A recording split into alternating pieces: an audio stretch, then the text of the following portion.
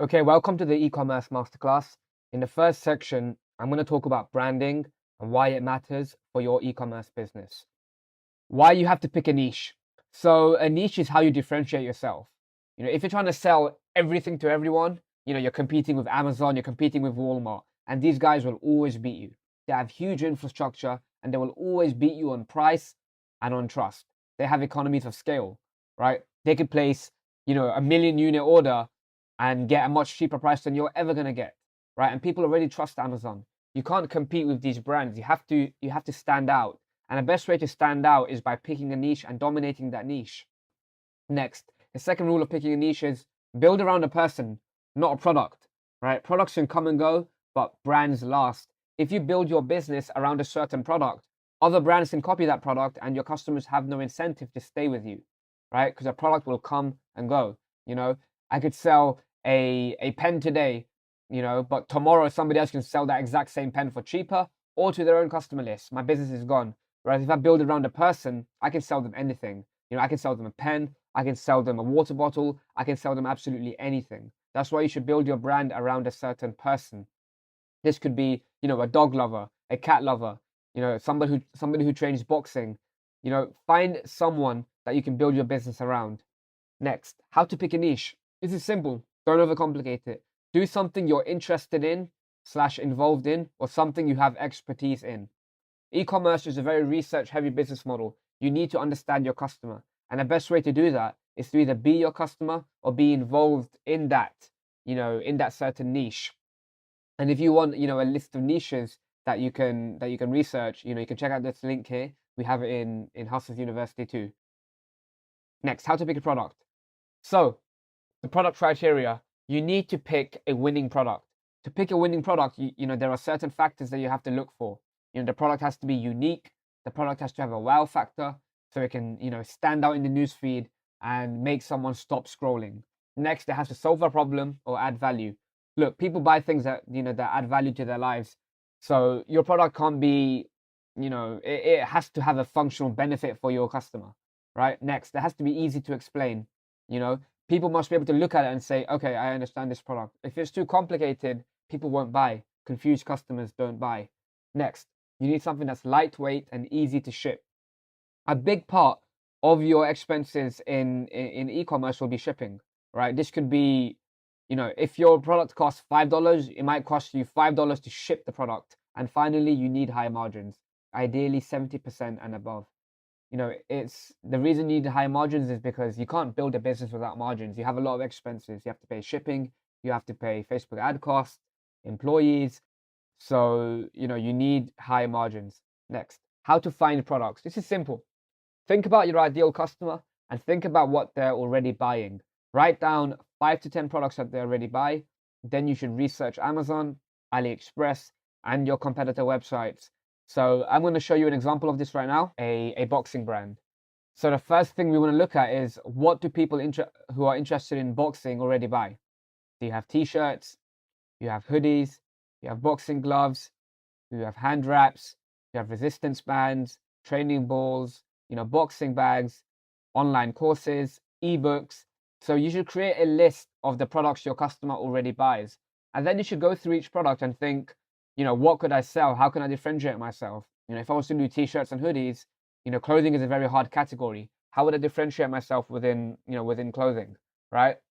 Or boxing gloves. How can I create a unique boxing glove, right? Resistance bands, hand wraps, training balls, training bags, a course. Let's say you've been training boxing for 5 to 10 years. You have a lot of knowledge on that subject. You can create a course around boxing, right? So you create a list of products that you can, that you could potentially sell and products that people are already buying. After you've created this list, you're going to pick one product and start with that, right? So after you've, created a list of products they already buy, go to Amazon, write down boxing, and here you can find more products that people already buy. You can go through the side here and see, punching bags, protective gear, equipment. There's a lot of categories here. You go through the products, you can see people buy gloves, a boxing stand, this could be a good product. You can get one of these, which is a more lower ticket version of that product. You have mitts, you have the reflex ball, There's a lot of different products that you can sell. And you want to go through Amazon, go through, the go through pages and pages of research. There's going to be lots of products that you can look through. Go into each of these categories too, sports and outdoors, and then you can see, more products that people sell. Amazon is the number one e-commerce business in the world. They have a lot of data, so you can see what's already selling. Let's say you want to sell something like this. One of the research method you can do is go into the product. When you go into there, look at the frequently bought together, look at products related to this item, and you can find even more products that you can potentially sell, right? Once you're done with Amazon, you can go into AliExpress and do the same thing, boxing. And I can go through here and see what people are buying on AliExpress. A mouth guard, reflex balls again, a boxing bag, a speed ball. There are many products. There's thousands of products that you can get on AliExpress. I like sorting by orders here, so you can see what are the best selling products. You have the speed ball here. You have knee wraps. This is a great product. Hand mitts. Just go through. Look, e-commerce is a research-heavy business model. You have to sit through hours and hours of research to find something that's worth selling. Even go through here, punching balls, boxing trunks, jump ropes, head guard, resistance bands. You can sell these. There are so many products that you can sell on AliExpress, and you just have to start with one. You have to start with one product in the beginning, get your customer list built up, and then you can sell them new products, right? So you've checked Amazon, you've checked AliExpress. Next, look for brands in your space. So a good boxing brand is Boxraw. This is a very successful, boxing e-commerce brand. They started in clothing, but you can go through their products and see, what they're selling. These guys are selling hoodies, they're selling sauna suits, they're selling, boxing gloves, water bottles. You can go through your competitors, find other brands in your niche, and go through their product list and see if there's anything there that you could sell better, right? So product research is very simple. Don't overcomplicate it. Create a list of 5 to 10 different products. From there, pick 1 to 3 products that you can realistically sell. Do research on Amazon, do research on AliExpress and other competitor brands. And once you've picked your product, get started with it. Don't overthink it. You can always change it in the future. In terms of pricing, you want to have a 3 to 5x markup. For example, if you buy your product and you ship it for $10, you want to sell it for $30. You want a 3 to 5x markup. Like I said earlier, you're going to have a lot of expenses in e-commerce. You're going to have Facebook advertising, you're going to have shipping, you're going to have a lot of expenses. So you need high margins in order to build a business that is sustainable and that can be profitable. Next, what not to sell. Don't sell fake luxury goods. Facebook and the advertising platforms, they will just cut you off. They'll ban you, right? Don't sell copyrighted products, trademarked products. Don't sell large products. The reason for this is the shipping cost for a large product will be 2 to 3 times higher than the actual product cost. You could sell this if you're a lot more advanced, but in the beginning, I recommend staying away from products that are over 2 kg. Next, products with shipping limitations. You can't ship batteries, for example, right? Don't pick something that's too hard, especially in the beginning. And products with advertising limitations. You can't sell sex toys on Facebook. It'll get you banned. Next, order fulfillment. So you want to, find your products in AliExpress, and you can use Oberlo, which is a dropshipping app, which helps you fulfill orders from China.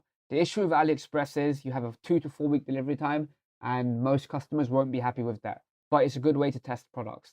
Next, you have alternate suppliers like CJ Dropshipping, S-Pocket, and local suppliers. This is much better, but it's a little bit more expensive. However, you will get a better customer experience. And like we said earlier, your customer list is the most important thing. So once you've found a good product and you're getting a few orders a day, I recommend going on CJ Dropshipping, going on S-Pocket, and paying, a few dollars more for shipping, just so you can get a better customer experience. Next, local suppliers. If you can find suppliers in your home country that can, do dropshipping for you, then that's just much better because you're going to get a much faster delivery time. The next option is self-fulfillment. This is great. This is fantastic for building a brand. Here's, what you do for this is You order your products in bulk from Alibaba or AliExpress, and you order 10, 20 units in the beginning, and you ship it from home. You ship it to customers, have very fast delivery times. It's a lot more manual work having to pick and pack orders, but it's very effective. You'll get happy customers. People will come for you, come back to you and order again. So I recommend doing this. And finally, a 3PL. Once you've scaled up and you're getting 10 to 20 orders per day, you want to hire a 3PL who can fulfill orders for you so you can focus all your energy on marketing and growing your business.